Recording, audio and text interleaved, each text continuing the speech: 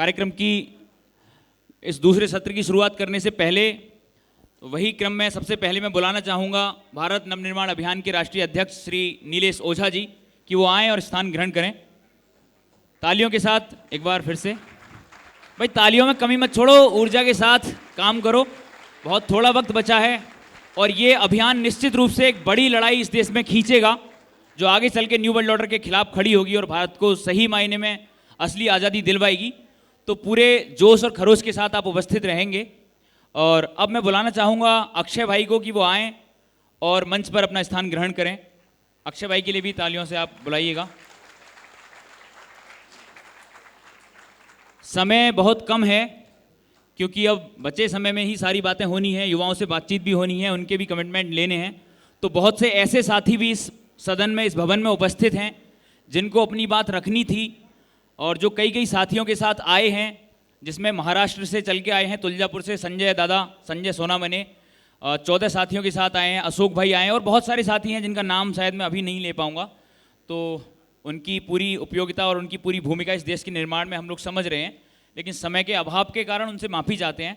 और वक्ताओं की इस कड़ी में अब मैं बुलाना चाहता हूँ एक ऐसे वक्ता को जो पिछले कई वर्षों से इस देश में और अंतर्राष्ट्रीय स्तर पर जो राजनीति चल रही है, जो षड्यंत्र चल रहे हैं, उसको समझ के इस देश के लोगों को जगाने की कोशिश कर रहे हैं। पूरा विश्लेषण उनका है कि दुनिया में जो भी घटित हो रहा है वैश्विक स्तर पे, उसके पीछे क्या कारण है और उन कारणों का क्या प्रभाव हमारे ऊपर पड़ रहा है। तो मैं बुलाना चाहूँगा फिरोज मीठी बोरवाला को। इनको फिरोज भाई कहते हैं। फिरोज भाई आइएगा, स्वागत है आपका। एक बार तालियों के साथ फिरोज भाई का स्वागत कीजिए।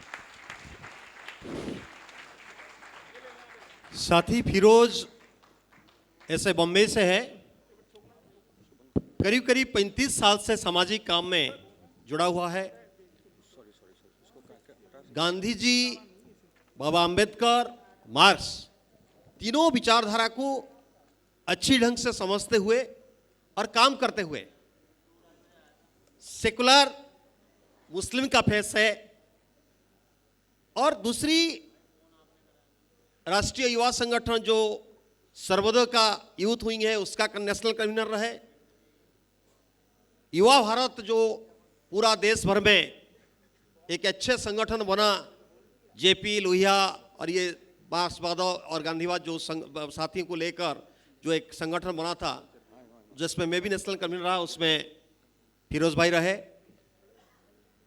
और उसका बाद कई मूवमेंट्स जो चल रहा है, चाहे मुंबई में हो, महाराष्ट्र में हो और पूरा देश भर में हो, जैसे एम का एक इंडिया मूवमेंट हो, जो भी मूवमेंट्स चल रहा है उसमें अच्छा रोल निभा रहे हैं, अच्छा भूमिका निभा रहे हैं।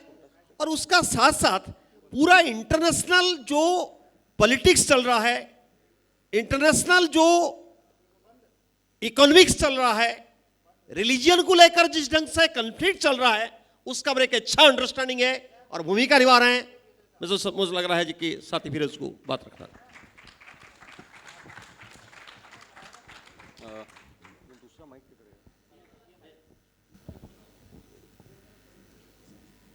मेरे देशभक्त नौजवान क्रांतिकारी साथियों, ये ऐतिहासिक सम्मेलन में हम जो सब मौजूद है और ये हिस्ट्री बन रही है हमारी आंखों के सामने, ये मैं 2 दिन से देख रहा हूँ कि कितने संयम से और कितने ध्यान से आप चीज़ें सुन रहे हैं, समझ रहे और ग्रहण कर रहे चीज़ों को। मैं राकेश जी की बात आगे बढ़ाते हुए, क्योंकि पिछले 2 दिनों में राकेश जी, नीलेश जी और अक्षय की तरफ से एक पूरा फ्रेमवर्क मिला है, मगर राकेश जी की बात को समझना और आगे बातों को समाज में लेके जाना बहुत आवश्यक है। राकेश जी का बोलना था कि आज़ादी के आंदोलन से हम लोग सीखे, उनका एक special understanding ancient Indian history पे है जिसको हमको और गहराई से देखना होगा। मगर बापू ने जो काम किया था, गांधी जी ने जो काम किया था, जिसके कारण वो किसी भी एक विशेष समाज के नहीं है मगर ये पूरे भारत के हैं। सब लोग बापू को गाली भी देते हैं मगर पूरा भारतीय समाज उसको मान सम्मान भी देता है। तो ये किस किस्म के इंसान थे। मुझे भी गांधी जी पे बहुत गुस्सा आया था। मैं सर्वोदय आंदोलन में युवा भारत का दूसरा राष्ट्रीय संयोजक था। मगर जब जाति के सवाल पे फुले आंबेडकर को पढ़ना लगा तो गुस्सा आया था मुझे कि सर्वोदय आंदोलन में ये पूरे सवाल को कैसे किनारे किया गया। वामपंथियों ने किनारे किया, दूसरे विचारधाराओं ने भी, मगर फुले आंबेडकर के विचार को समझना भी बहुत आवश्यक है हमारे लिए। मगर उसके बाद मैंने किताब पढ़ी the good boatman by Rajmohan Gandhi. सवाल यह है कि गांधी जी के सामने जो बड़ी चुनौती थी वो अंग्रेज़ों को डिफीट करनी थी, और उसके सामने जो दूसरी चुनौती थी कि बार बार जो अंग्रेज़ इस देश को अलग अलग तरीके से बांट रहे हैं, वो देश की एकता को कैसे बनाना, सामाजिक एकता को कैसे बनाना, वो गांधी जी के सामने चुनौती थी। पहली चुनौती आई हिंदू और मुसलमानों को लेकर। वो मैं मानता हूँ कि आज़ादी की लड़ाई में हम लोग विजय प्राप्त की, मगर उसमें जो डिफीट हुई हमारी, वो हमारा बंटवारा हुआ, और वही बंटवारे को चैलेंज करने के लिए गांधी जी निकलने वाले थे, जिसके पहले इनका खून हो गया था। दूसरा जो सवाल था गांधी जी के सामने कि समाज को बाबा साहेब ने जो सवाल खड़े किए थे कि आज़ादी में हम तुम्हारे साथ हैं, मगर ये आज़ादी के बाद हमको क्या मिलेगा। तो वो आज़ादी की लड़ाई में जो जो कार्यक्रम बाबा साहेब ने हाथ में उठाए थे, वो गांधी जी उसको लेने लगे। चाहे वो रोटी बेटी व्यवहार का बात हो या दूसरे भी जो जाति तोड़ आंदोलन के जो कार्यक्रम बाबा साहेब ने दिए, वो सब गांधी बापू उठाने लगे। और ये आसान नहीं था। गांधी जी पे केवल 1948 में हमला नहीं हुआ था, 12 वक्त गांधी जी पे हमला हुआ था 1934 से, अगर हम देखेंगे। और उसका सबसे बड़ा कारण था कि गांधी जी रिफॉर्म का सवाल उठाने ले चुके थे, जो बुद्ध से लेकर महावीर से लेकर परंपरा आई, चारवाक से लेकर आती है, नानक से लेकर आती है, और महात्मा फुले, शाहू महाराज और बाबा साहेब का हम लोग देखते, कबीर और सूफी भक्ति परंपरा सबको लेकर। तो गांधी जी ने जब कांग्रेस के भीतर ये सवाल उठाया तो ना नेहरू को इंटरेस्ट था, ना तिलक को इंटरेस्ट था, किसी को इंटरेस्ट नहीं था सोशल रिफॉर्म को लेकर, ना वामपंथी को इंटरेस्ट था कि भाई ये रिफॉर्म बाद में कर लेंगे, पहले आज़ादी तो मिले। मगर गांधी जी ने ये काम करके दिखाया कि आज़ादी की लड़ाई में सभी घटकों के संघर्ष, सभी घटकों का स्थान, और वो हम लोग देखते हैं आज़ादी के आंदोलन के बाद हमारे संविधान में। हमारा संविधान इसलिए विशेष है क्योंकि वो बना संघर्ष में से, उसकी कुछ कमियां होगी, अमेंडमेंट चलते रहेंगे।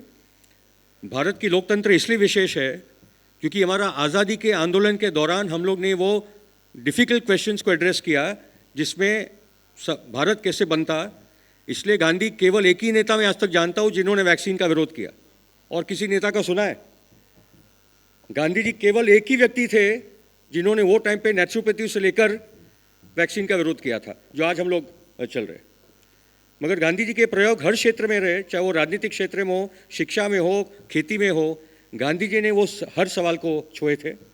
मैं कोई गांधी जी का भक्त नहीं हूँ, मैंने बोला था कि मैंने गांधी जी के कुछ विचार से घोर विरोध भी है, मगर इन टोटलिटी आप देखो, और कोई इंसान, कोई नबी भी नहीं होता जो हर जगह पे परफेक्ट होता है। शायद मेरा गर्दन कट जाए इसके बाद, मगर वो ठीक है। मगर पॉइंट इस के कोई भी विचार हमको अपनाना नहीं है, और अभी हम लोग समझ चुके, खासकर लॉकडाउन के बाद, कि सवाल खड़े करने बहुत आवश्यक है। इसलिए आप देखोगे कि गांधी बापू 15 अगस्त को लाल किले पर नहीं थे, वो नौखाली में थे जहाँ दंगे चल रहे थे। और आज मैं वही देख रहा हूँ कि जब इस देश में दंगे भड़कते हैं तो कोई भी राजनीतिक दल सड़क पे आता नहीं है, खाली प्रेस कॉन्फ्रेंस करते हैं। मेरा बोलना है कि हमारा जो नवनिर्माण भारत अभियान है, वो साथ ही सड़कों पे आए जब दंगे होते हो, और हम लोग रोके दंगों को, ये हमारा काम है।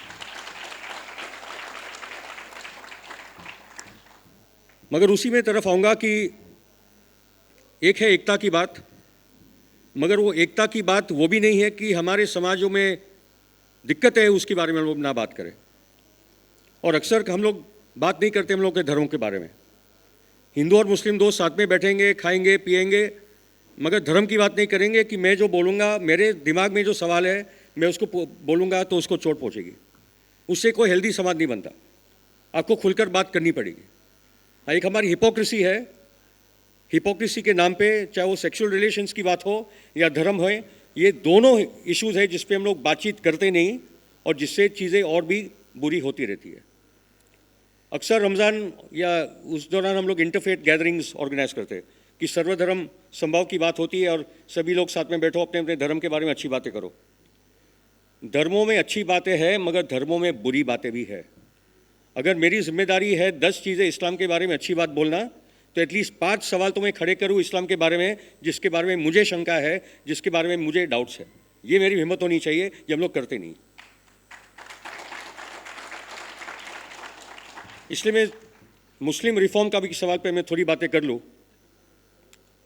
क्योंकि मैं मानता हूँ कि मुस्लिम समाज अभी रिफॉर्म की तरफ बढ़ रहा है। हाल ही में हम लोगों ने 2 संगठन खड़े किए हैं, एक Indian Muslims for secular democracy, जो मेरी उम्र के बड़े लोग हैं वो ज़्यादा नहीं मिल पा रहे, मगर अभी हम लोग ने इंडियन सेक्युलर मुस्लिम यूथ मूवमेंट लॉन्च की है।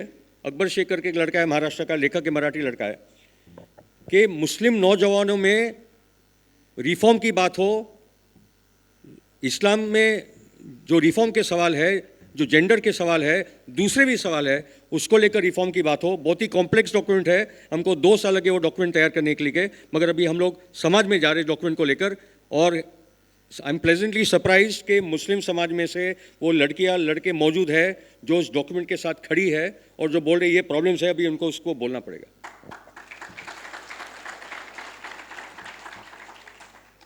दूसरी 2 बातें, हम लोग जीते हाजी अली दरगाह का मूवमेंट। जब 2011 में एक मौलाना ने तय किया कि अभी ये दरगाह में मुस्लिम औरतें नहीं आई, मुस्लिम औरतें नहीं, दरगाह में तो सब औरतें जाती है, औरतें नहीं आएगी वो मेन मज़ार पे, तो हम लोगों ने आंदोलन शुरू किया। भारतीय मुस्लिम महिला आंदोलन हाई कोर्ट सुप्रीम कोर्ट में गई, हम लोगों ने हाजी अली सबके लिए एक मूवमेंट शुरू किया और वो देखा कि हम लोग केस जीते और मुस्लिम समाज में ब्रेक होने लगे कि भाई ये कुछ लोग बोल रहे अभी इनकी बातें सुनो। दूसरे मैं आपको बोल दूँ कि क्या पूरी सेकुलर मूवमेंट, पूरी फेमिनिस्ट मूवमेंट, सभी सेकुलर पार्टीज़ ने जब ट्रिपल तलाक के बिल का विरोध किया, हम 4 लोग खड़े थे, professor Jeena Shaukat Ali, myself, Firoz Ashraf और एक साथी था, कि बोला नहीं ये रिफॉर्म का वक्त है। अगर ये बिल ईमानदारी से सरकार ला रही है, क्योंकि सुप्रीम कोर्ट ने आदेश दिया है, वो मुस्लिम औरतें सुप्रीम कोर्ट में गई थी कि हमको हमारे समाज से, हमारी उलेमा और मुफ्तियों से कोई न्याय नहीं मिल रहा है, हम लोग कोर्ट में जाएंगे, क्योंकि आर्टिकल 14 के तहत we are equal citizens and as equal citizens we demand equal justice from the supreme court of India. तो सुप्रीम कोर्ट ने बाद में सरकार को बोलता है कि ट्रिपल तलाक इनवैलिड है, तलाक बोल के जो तलाक होते हैं, अभी आप उस पर कानून बने, और कानून बना। कुछ लोग बोले कि ओवैसी का बोलना था कि हज़ारों मुस्लिम मर्द जेलों में डाले जाएंगे बिल आने के बाद। साथियों, कितने मुस्लिम मर्द जेल में गए 2.5 सालों में? कितने गए? एक भी नहीं गया। एक भी मुस्लिम मर्द जेल में नहीं गया और तलाक बोलने की परंपरा खत्म हो गई, क्योंकि अगर आप खुद नहीं रिफॉर्म करोगे तो रिफॉर्म बाहर से होगा। और ये सिंपल रिफॉर्म की बात थी। 22 मुस्लिम मुल्कों में ये ट्रिपल तलाक की परंपरा ऑलरेडी खत्म हो चुकी है, बांग्लादेश और पाकिस्तान में खत्म हो चुकी है, मगर भारत के मुसलमानों में आज़ादी के बाद का ये जो पूरा पार्टीशन का मसला रहा, जहाँ इनसिक्योरिटी वगैरह वगैरह बढ़ती गई और जो रिग्रेसिव एलिमेंट से कम्युनिटी में बढ़ते गए, वो सबका एक परिणाम आया कि यहाँ ये कम्युनिटी यहाँ तक खड़ी है। मगर जब भी हम लोग रिफॉर्म की बात करते हैं, अभी मत करो, इसका फ़ायदा बीजेपी लेगी, आरएसएस लेगी, ये लेगा। भाई, there is never good time for reform. Baba Saheb को भी बोला गया, भाई रिफॉर्म बाद में करेंगे, पहले आज़ादी ले लो। बाबा साहेब बोले पहले समाज का रिफॉर्म होगा, मैं आज़ादी के आंदोलन के साथ हूँ। तो रिफॉर्म, और यही औरतों का भी सवाल था आज़ादी के आंदोलन के दौरान। आज़ादी के आंदोलन के दौरान गांधी जी के सत्याग्रह और अहिंसा के मार्ग के कारण जितनी औरतें जुड़ी और जो आंदोलन को ताकत मिली, इसलिए एक बहुत बड़ा आंदोलन वेस्ट में चलाना पड़ा इक्वल वोटिंग राइट्स के लिए।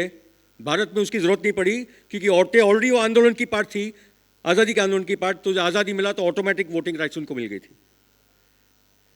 नाउ द पॉइंट कम साथियों कि ये अभी ये जो नुपुर शर्मा वाला मैटर हुआ है, उसके बाद I go to the new world order and so on and so forth. मगर ये डिफिकल्ट इशूज़ है जिस पर हम लोग बात करनी पड़ेगी। साथियों, 3 मुद्दे हैं in terms of freedom of speech.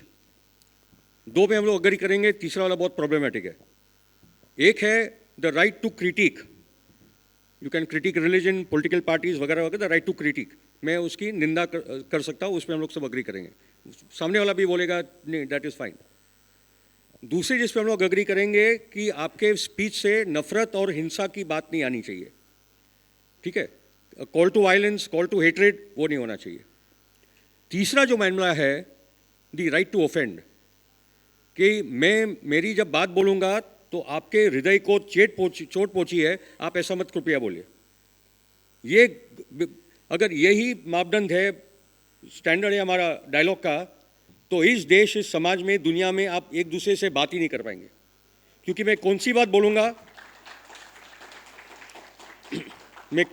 बोलूँगा और आपको कहाँ चोट पहुँचेगी उसका कोई बैरोमीटर नहीं है, कोई थर्मोमीटर नहीं है। सो द पॉइंट इज, मैं बोलता हूँ the right to offend is if right of freedom of expression. मैं क्या बोल रहा हूँ समझ लीजिए। मैं जो बात बोल रहा हूँ, अगर आपको ऑफेंड होता है तो भी वो मेरा फ्रीडम ऑफ एक्सप्रेशन का अधिकार है। आप जो बात बोलते हैं, अगर मुझे ऑफेंड होता है, वो आपका फ्रीडम ऑफ एक्सप्रेशन का अधिकार है। तो बोलते हैं यार तुम तो ऐसी बात कर रहे हो, तुम तो ऑफेंड करोगे और तुम बोल रहे फ्रीडम ऑफ एक्सप्रेशन। तो मैं उनको बोलता हूँ, खास करके धार्मिक लोगों को, चाहे वो किसी भी धर्म के हो, कि राइट टू ऑफेंड तो आप लोग ने ऑलरेडी ले लिया है। सभी धर्म ग्रंथों में ऐसी बातें हैं जिससे दूसरे लोग ऑफेंड होते हैं।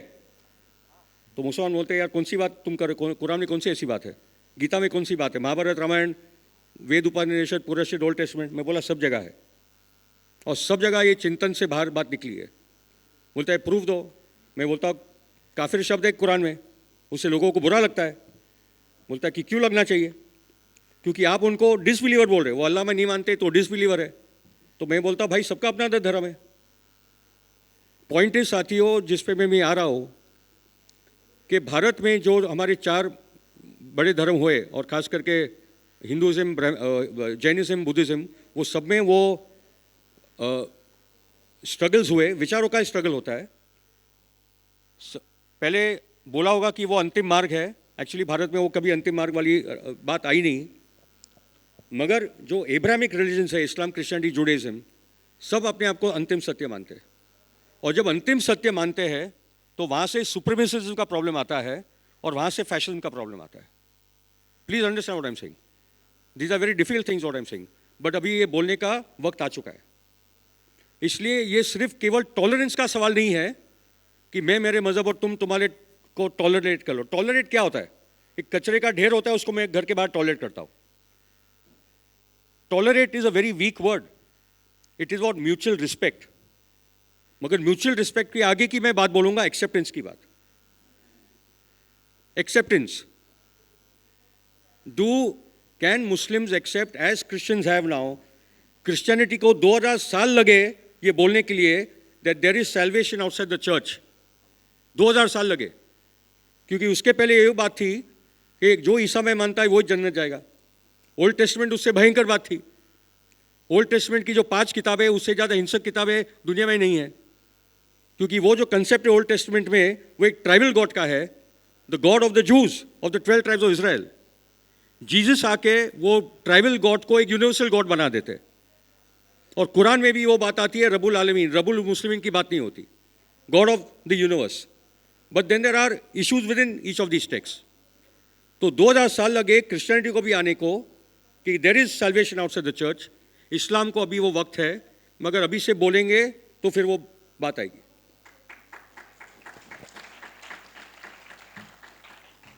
उसमें मैं साथ ही आता हूँ, क्योंकि ये मैंने डिबेट्स खोलने के लिए खोल दिए हैं। मगर नूपुर के मैटर में भी मैंने तो क्लियर कट बोला है, ऑन रिकॉर्ड बोला है, और हमारे एक दोस्त है अरशद आलम, वो बहुत अच्छा लिखते हैं। नूपुर का बोलने का तरीका, क्योंकि मैं उसके साथ टीवी डिबेट्स में रहा हूँ, बहुत ही कॉन्डिसेंडिंग, बहुत ही इंसल्टिंग टाइप है। मगर नूपुर ने जो बोला था फैक्चुअली इनकरेक्ट नहीं था कि पैगंबर की शादी के बारे में, वो तो बुखारी में है। क्योंकि अभी मुसलमानों में और एक लाइन आ रही कि हजरत आयशा वो 19 ईयर्स ओल्ड। तो अगर वो है, then you say that Bukhari Sharif आयत वाज दैट हदीस वाज रॉन्ग। क्योंकि हदीसों के कारण बहुत सारे प्रॉब्लम्स आए। कुरान में फिर भी कम प्रॉब्लम्स है, मगर हदीसों में तो भयंकर किस्म के प्रॉब्लम्स है। ओके, बट ये सब चीज़ें अभी हम लोग जब बोल रहे हैं तो मुस्लिम साथी से ये सब लेवल की डायलॉग हो रही है।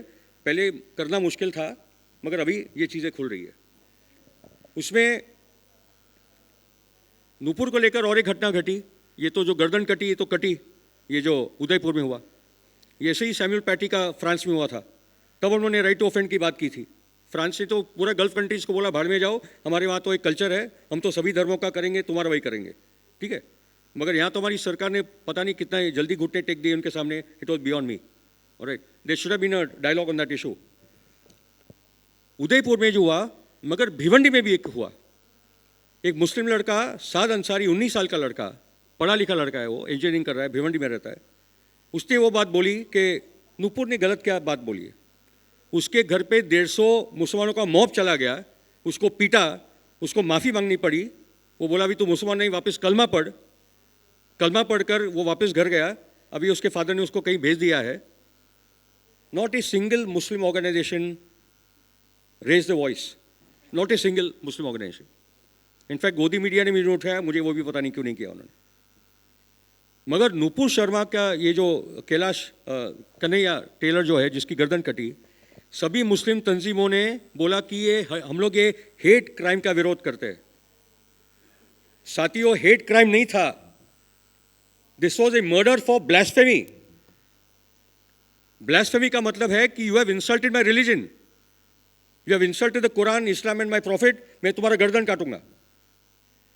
और यही डिमांड है all India Muslim personal law board की, यही डिमांड है कॉन्जर्वेटिव मुस्लिम ऑर्गेनाइजेशंस की, यही डिमांड थी इमरान खान की सैमुअल पैटी फ्रांस के इशू के लेकर कि make an international blasphemy law. इतना भयंकर कानून है कि कल कोई भी जाके बोल सकता है कि फिरोज भाई ने पैगंबर के खिलाफ बोला, पुलिस आएगी मुझे अंदर लेके जाएगी। और पुलिस स्टेशन में मैंने क्या ब्लास्फेमी किया वो लिखते नहीं, क्योंकि हम लोग लिखेंगे तो हम पे भी वो कानून आ जाएगा। तो किसने क्या ब्लास्फेमी किया वो कभी पता नहीं चलता।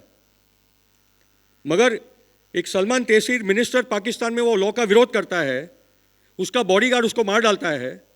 सलमान तहसीर के जनाजे पे 10 लोग नहीं आते डर के कारण, और वो जो जिसने मारा था उसके वहाँ 2.5 लाख लोग आ जाते। There is a serious problem here, there is a serious problem.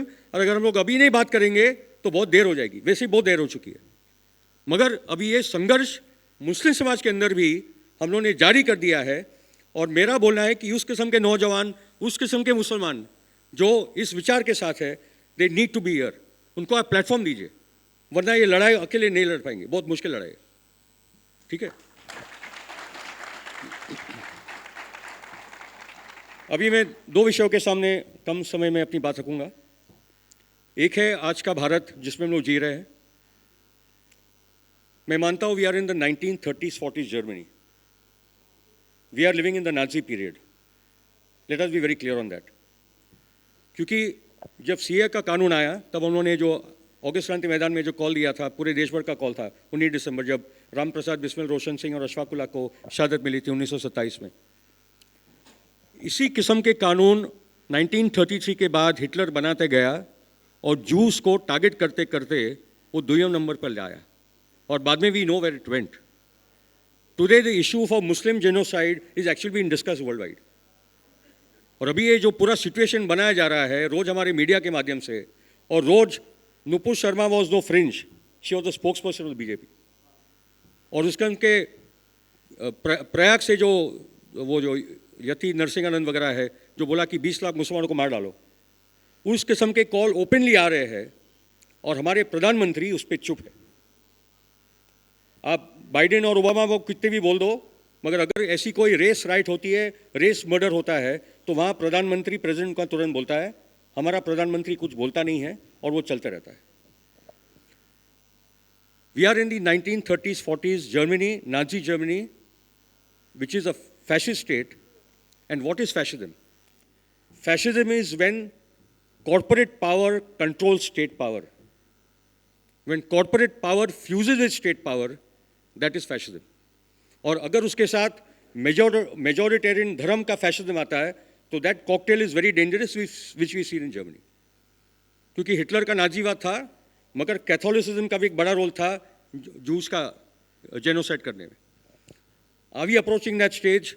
I think we are, and that is why we need to talk about it. उसके साथ साथियों, इस लड़ाई को अगर लड़ना है जो हम लोगों ने गांधी बापू से सीखा और आज़ादी के आंदोलन से, क्योंकि सुभाष चंद्र बोस की सेना, सुभाष चंद्र बोस के विचार, भगत सिंह के विचार और गांधी जी के विचार वो अलग थे, मगर वो एक थे। वो अलग विचार थे मगर वो एक थे। यहां तो हमारे विचार में भी ज्यादा अंतर नहीं है। तो आज़ादी के आंदोलन में अलग अलग धाराएं रही, मगर वो एक कैसे रहे, वो सुभाष चंद्र बोस ने एक ब्रिगेड का नाम गांधी जी दिया, मौलाना आज़ाद दिया, नेहरू दिया, भगत सिंह को लेकर भी जो राकेश जी ने जो बातें रखी, मगर ये इतिहास में हम लोग को और जाना होगा। तो पॉइंट इसके, इसलिए मैंने पहले जो हमारे समाज में अंतर्विरोध है मैंने वहाँ से शुरू की। अंतर्विरोध इतिहास से था, इतिहास में आधुनिक काल में भी रहेगा, मगर वो अंतर्विरोध पे बात करते करते आप यूनिटी समाज के कैसे बनाओगे, वो हमारे नेतृत्व का सवाल है।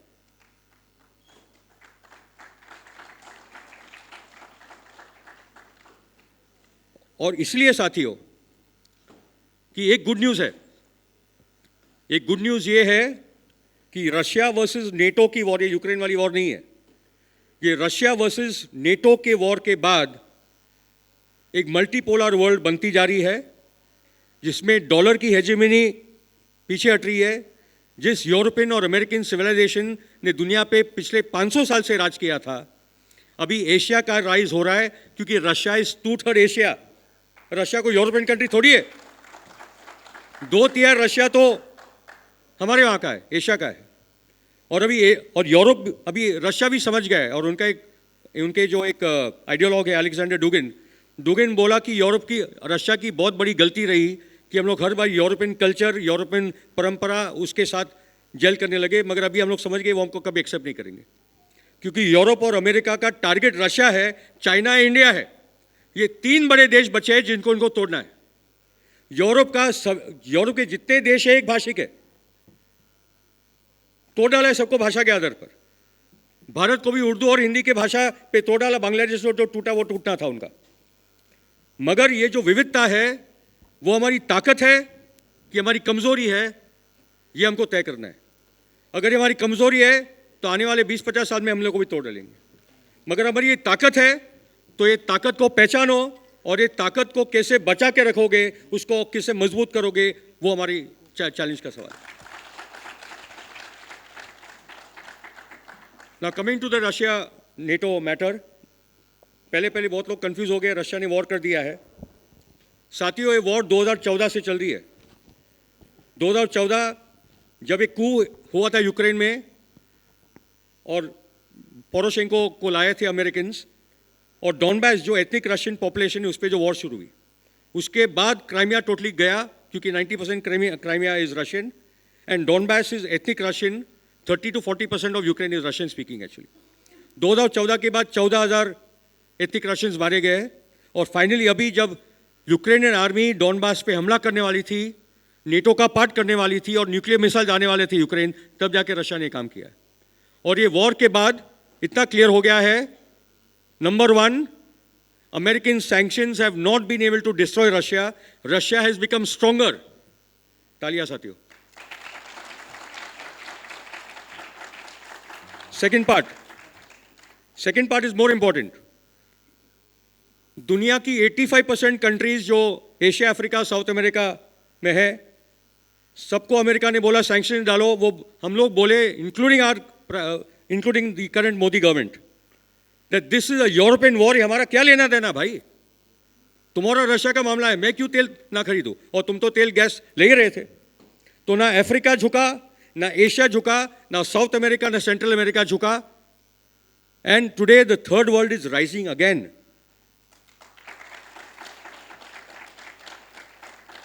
तो एक तो उनकी political dominance, military dominance, currency dominance, जो करेंसी के बारे में कल हमारे युवा साथियों ने बात की थी, वो सब टूट रहा है, मगर करेंसी की लड़ाई तो और आगे की लड़ाई है। आखिरी में साथियों, हमारी जो बड़ी लड़ाई अभी, और मैं मानता हूं कि भारत की बुद्धिजीवी तबके और आंदोलन और संगठन, राजनीतिक दल भी इसमें दिखते नहीं, क्योंकि मोदी जी ने 4 बार न्यू वर्ल्ड ऑर्डर का जिक्र किया। आपको पता है, 4 बार मोदी ने न्यू वर्ल्ड ऑर्डर की बात की है। उसका पहला भाषण 5 मिनट का था, अंग्रेजी में था, जब वो न्यू वर्ल्ड ऑर्डर और ग्रेट रीसेट की बात कर रहे थे, कि वो बोल रहे कि न्यू वर्ल्ड ऑर्डर आने वाला है और it is time to reset the mind. और रीसेट द माइंड का क्या मतलब है? वो क्लॉस श्वाब की किताब है 2015 की, the fourth industrial revolution, the great reset. तो ये जो ग्रेट रीसेट, हमारे माइंड्स का reset, lockdown, mask, fear, slavery, वो रीसेट की बात मोदी कर रहा है। न्यू वर्ल्ड ऑर्डर की 4 बात करता है। लाल किले से लेकर हमारे पार्लियामेंट में बात हुई है। एक पॉलिटिकल पार्टी नहीं है जिसने ये पूछा है कि ये न्यू वर्ल्ड ऑर्डर की कौन सी बात है। और इसलिए भी हमारे लिए खतरनाक है क्योंकि Bush, Obama, Clinton, macro, Trudeau, ये सब वर्ल्ड ऑर्डर की बात करते हैं, जो यूरोपियन सिविलाइजेशन के, जिन्होंने दुनिया पे राज किया है। मोदी पहला थर्ड वर्ल्ड लीडर है जो न्यू वर्ल्ड ऑर्डर की बात कर रहे हैं। This is the danger we are facing now साथियों। ऑल चिट्ठी आ चुकी है, I'll end here. ऑल से साथियों कि ये लड़ाई लड़ने में भारत की अहम भूमिका है। ये लड़ाई हम तभी लड़ पाएंगे जब ये देश की एकता को हम लोग बढ़ावा देंगे। ये देश नफरत की राजनीति पे चलेगा या ये देश सद्भाव की राजनीति से, एकता की राजनीति से आगे बढ़ेगा, सवाल वो है। धन्यवाद साहब।